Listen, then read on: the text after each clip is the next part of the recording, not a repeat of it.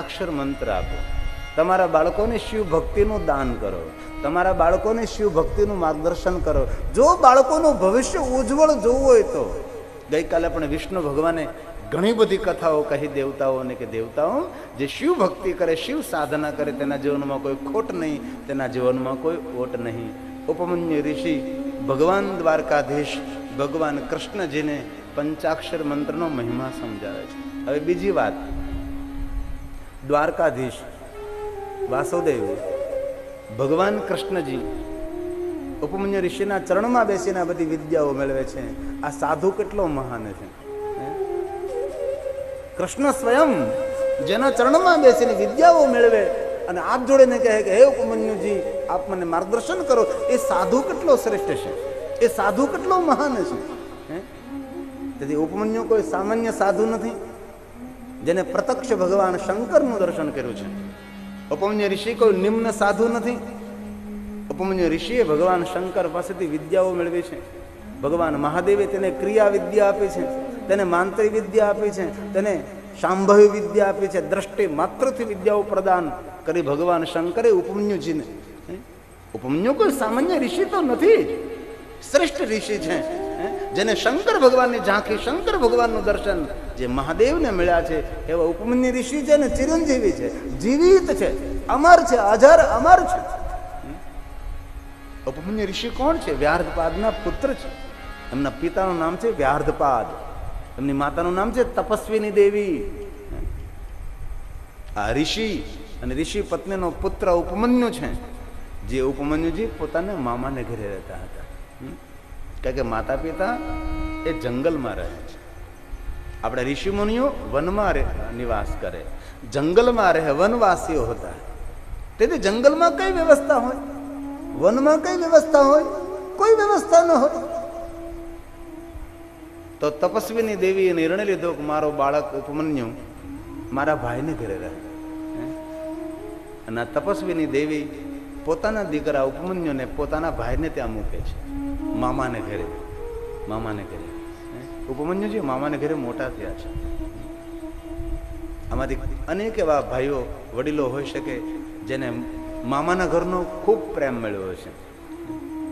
હવે તો આ બધું ધીમે ધીમે વિસરાતું જાય છે. પહેલાં તો વેકેશન પડે એટલે મામાનું ઘર જ યાદ આવે. વેકેશન પડે એટલે મામાનું ઘર જ હોય છે. અને મામાનું ઘર કેટલે તો કે દીવા બળે. એટલે વ્યવસ્થા કેટલી સરસ હતી. હવે તો વેકેશન પડે એટલે દૂર દૂર લોકો ફરવા માટે જતા રહે છે, દૂર દૂર માણસો જતા રહે છે. પહેલાં તો બાળકો વેકેશન પડે એટલે મામાને ઘરે જ હોય. અને બહુ મેં માણસોને જોયા છે, બહેન આર્થિક રીતે નિર્ધન હોય ને તો એ બહેનના બાળકો પોતાના ઘરે રાખે. મામા ખૂબ પ્રેમ આપે, મામા ખૂબ સાચવે, પોતાના ભણિયાને ભણાવે, ગણાવે, મોટો કરીને એવા મામાઓને જોયા છે કે પોતાના ભાણિયાઓને પરણાવી અને ઘરે બારે કરી દે. આવા મામાને મેં પણ જોયા છે, આવા મામાઓને મેં જોયા છે. ખૂબ ગાઈડલાઈન કર્યું હોય, ખૂબ માર્ગદર્શન આપ્યું હોય છે.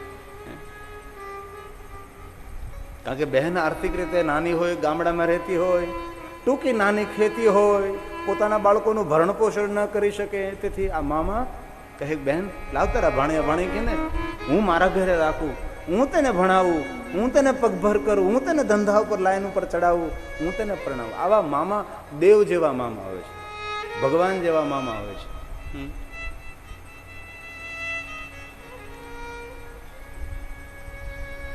અને મને કહેતા ખૂબ આનંદ થાય છે.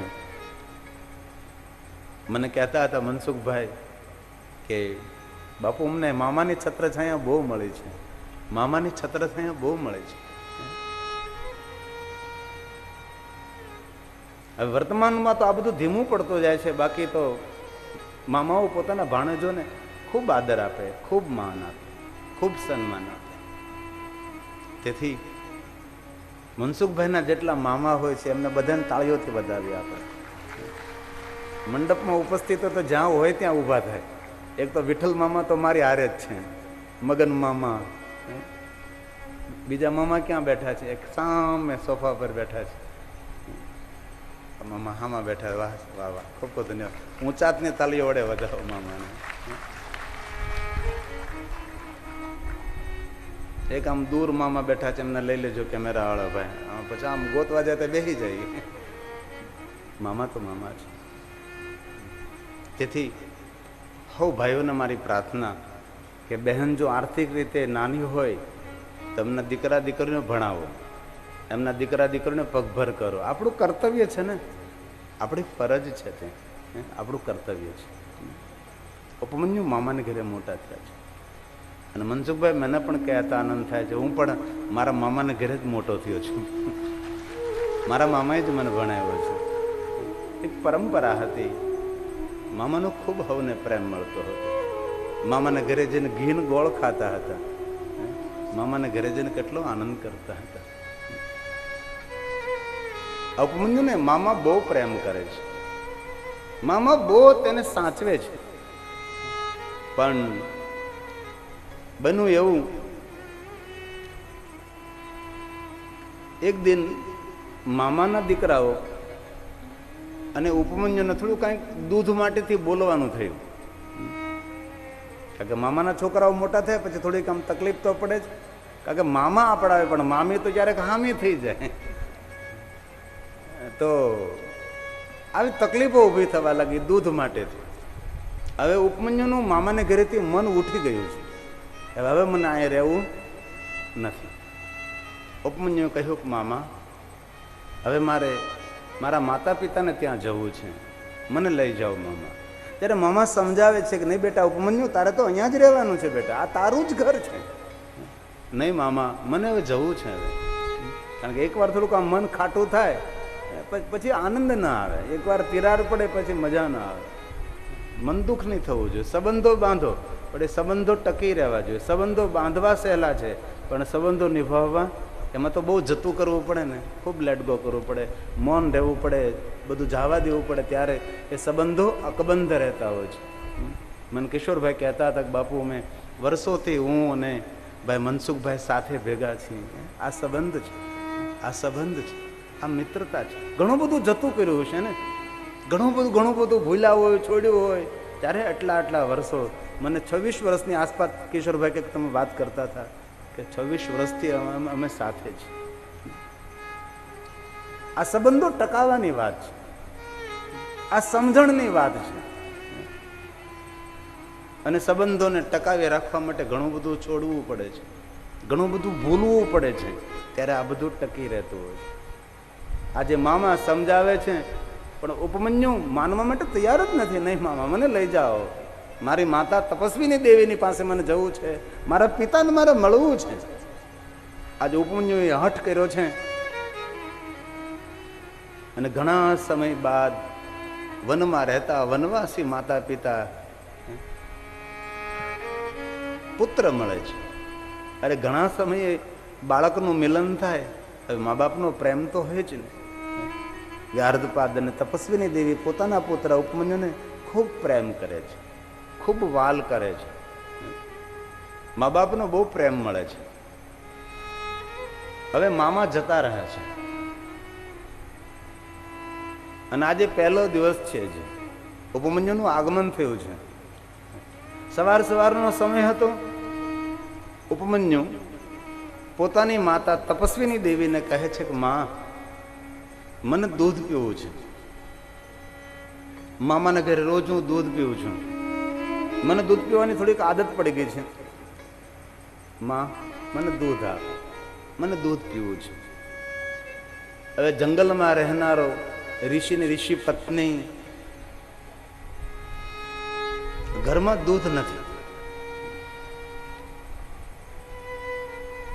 ઉપમન્યુજી વારંવાર માગે છે કે માં, મને દૂધ પીવું છે. માં સ્તબ્ધ બની ગઈ, માં મૌન બની ગઈ. શું કરું? ત્યારે ઉપમન્યુ કહે છે, માં શું વિચારે છે? મને દૂધ આપને. આ માં તપસ્વીની દેવી પોતાના ઝૂંપડાની અંદર જાય છે.